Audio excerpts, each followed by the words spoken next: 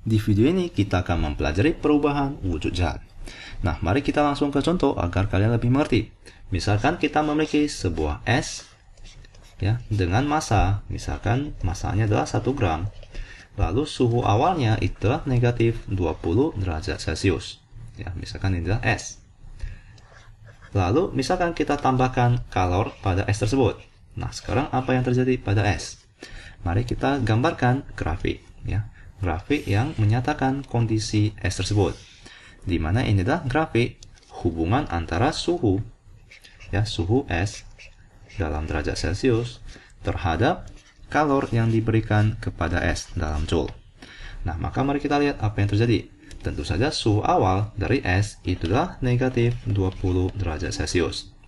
Nah, jika kita tambahkan dengan kalor, tentu saja suhu es itu akan meningkat. Ya, suhu es akan meningkat hingga 0 derajat Celcius. Di mana 0 derajat Celcius ini merupakan titik beku, ya, titik beku ataupun titik lebur es, ataupun titik lebur dari es. Ya. Nah, jika kita tambahkan lagi dengan kalor, apa yang terjadi pada es? Di sini yang terjadi adalah suhu es itu akan stagnan, ya, tidak akan berubah, akan tetap. Suhu es akan tetap hingga semua es telah melebur menjadi air, ya, hingga semua es melebur menjadi air. Nah, setelah melebur, jika kita tambahkan lagi dengan kalor, ya, jika kita tambahkan lagi dengan kalor, maka di sini suhu air akan bertambah. Nah, suhu air akan meningkat hingga 100 derajat Celcius. Di mana ini yang disebut sebagai titik didih air, ya, titik didih. Nah, pada saat ini jika kita tambahkan lagi dengan kalor, yang akan terjadi itu adalah suhu dari air itu akan tetap, tidak akan berubah hingga semuanya telah menjadi uap, misalkan di sini. Maka jika kita tambahkan lagi dengan kalor, maka suhu uapnya akan bertambah. Ya, suhu uap akan bertambah. Nah, maka dari titik di sini hingga titik di sini semua wujudnya adalah dalam bentuk es. Di mana dari titik di sini, titik pada saat 0 derajat Celcius hingga di sini itu akan berada dalam wujud es dengan air, ya, sebagian dalam wujud es, sebagian dalam wujud air. Lalu di sini semuanya dalam wujud air. Ya, setelah semua es telah menjadi air, maka suhu air akan meningkat hingga suatu saat, ya, hingga suatu saat pada saat mencapai titik didih air, maka di sini akan terdapat air yang menguap, ya, air yang menguap. Jadi sebagian akan merupakan wujud air dan sebagian merupakan wujud gas. Nah, hingga suatu saat pada saat semuanya telah menjadi uap, jika kita tambahkan lagi dengan kalor, maka akan suhunya akan bertambah, ya, jika kita tambahkan lagi dengan kalor. Nah, maka di sini akan terdapat perubahan wujud dari zat padat menjadi zat cair. Itu yang disebut sebagai, dari zat padat menjadi zat cair, itu disebut sebagai padat cair. Itu adalah melebur, ya, melebur. Mari kita tuliskan, ini yang disebut sebagai melebur. Dari cair menjadi padat, itu yang disebut sebagai membeku.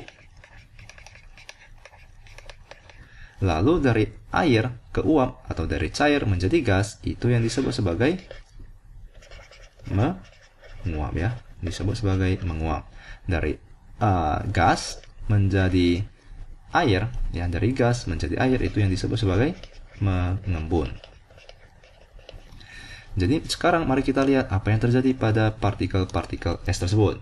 Nah, tentu saja es itu terdiri dari partikel-partikel, ya, terdiri dari partikel-partikel air H2O atau molekul-molekul air. Di mana setiap partikelnya akan memiliki getarannya, akan memiliki getaran atau energi kinetik. Akan bergetar pada tempatnya pada saat berwujud es. Nah, lalu akan terdapat gaya tarik-menarik antar partikel, ya, gaya tarik-menarik antar partikel. Di mana gaya tarik-menarik antar partikel pada saat berwujud padat itu sangatlah erat. Lalu pada saat dari negatif 20 derajat hingga 0 derajat, kalor yang kita berikan akan diubah menjadi energi kinetik rata-rata partikel, ya, akan diubah menjadi energi kinetik rata-rata partikel. Jadi getarannya akan semakin cepat, ya, getaran dari partikel akan semakin cepat. Ya, karena kita telah ketahui bahwa suhu itu merupakan energi kinetik rata-rata molekul dari suatu zat, ya, atau dari suatu benda. Jadi di sini pada saat suhunya berubah, tentu saja energi kinetik rata-ratanya partikel tersebut berubah, ya, getarannya semakin kuat. Hingga suatu saat di sini, pada saat dari titik sini hingga titik di sini, kalor yang kita berikan bukanlah digunakan untuk menambahkan energi kinetik rata-rata, ya, karena di sini suhunya tidaklah berubah. Jadi kalor ini yang kita berikan kepada es itu akan digunakan untuk melepaskan ikatan atau gaya tarik menarik antar partikel. Jadi di sini gaya tarik menarik antar partikel akan menjadi semakin lemah, ya.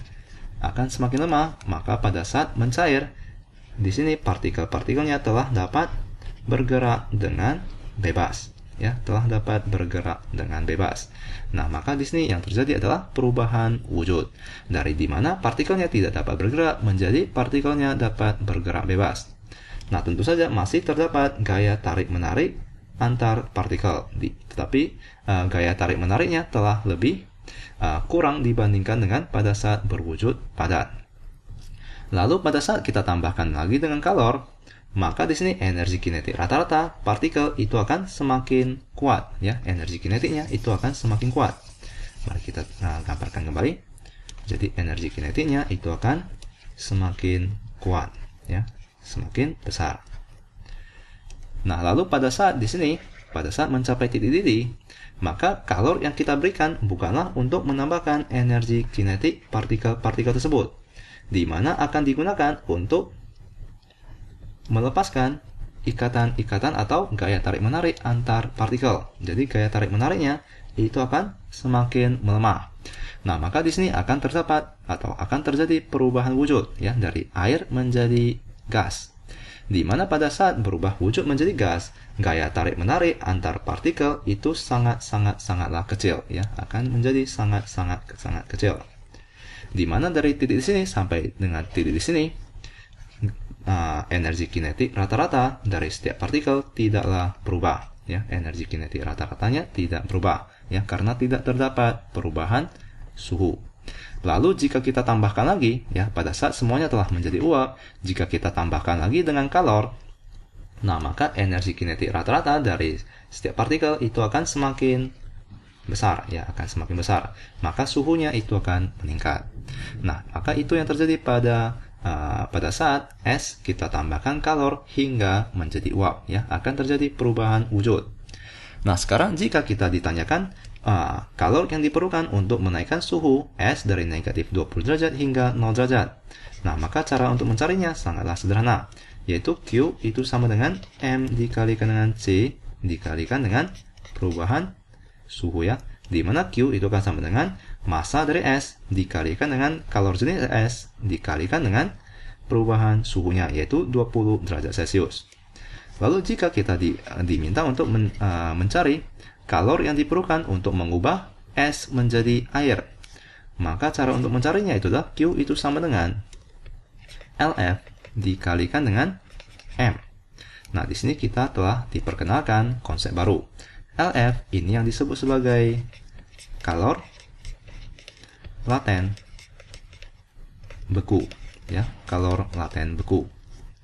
Di mana F itu merupakan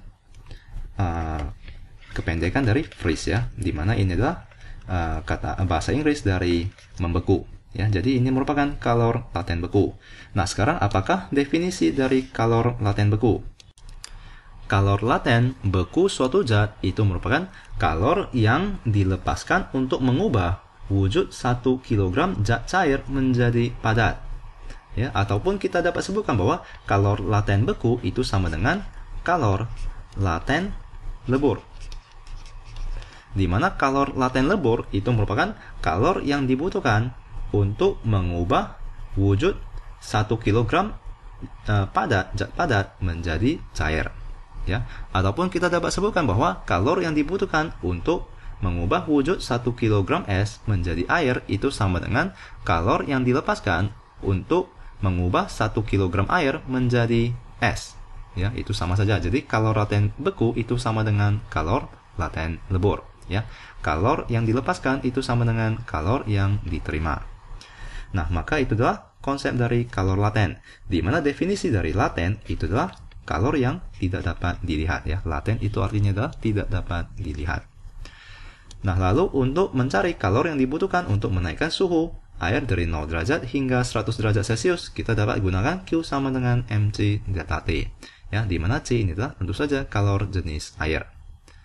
Ya, di mana delta T itu adalah dari 0 sampai 100 itu adalah 100 derajat Celcius dan seterusnya. Lalu di sini kalor yang dibutuhkan untuk mengubah air menjadi uap itu disebut sebagai kalor laten uap. Ya, kalor laten uap. Di mana kalor laten uap itu merupakan kalor yang dibutuhkan untuk mengubah 1 kg zat cair menjadi gas. Ya, untuk mengubah zat cair menjadi gas itu disebut sebagai kalor laten uap, dinotasikan sebagai LV, di mana V ini berasal dari kata vapor, ya, atau menguap. Nah, ini yang disebut dengan kalor laten uap, di mana itu kan sama dengan kalor yang dibutuhkan per 1 kg, ya, untuk mengubah air menjadi uap.